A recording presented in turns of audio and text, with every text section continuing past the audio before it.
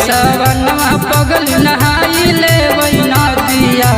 चल देवा घरवा पगले कर ले शादिया कि चल देवा घरवा पगले कर ले शादिया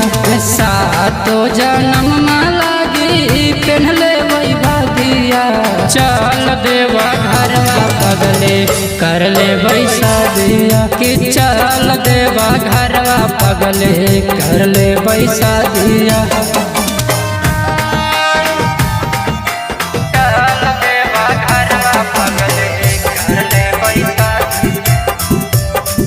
मिक्स बाय प्रेम निराला यादव। बोला बोला बाबा बैजनाथ की। हमने पर कृपा करथिन बाबा भोलेनाथ गे जन्म जन्म ला पगले छूटते नहीं साथ गे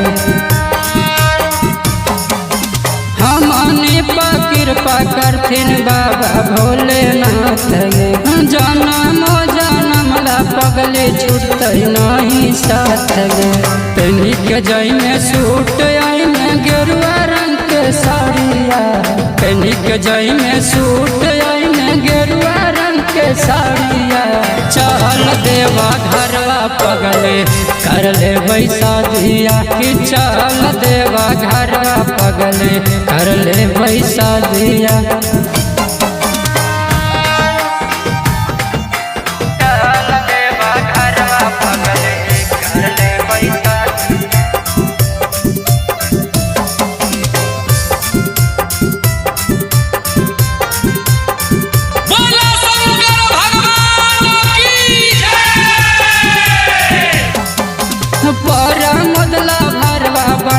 पगली तोहरा पाते देवा घर नगर जलैबै चल के दोनों बाते परा मुदला भरवा बनतो पगली तोहरा पाते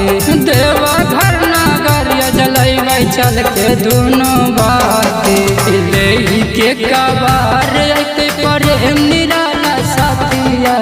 ले के कबार अते प्रेम निराला साथिया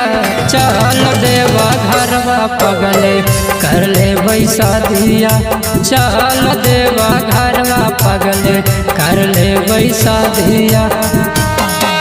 पूजा रिकॉर्डिंग स्टूडियो जहानाबाद।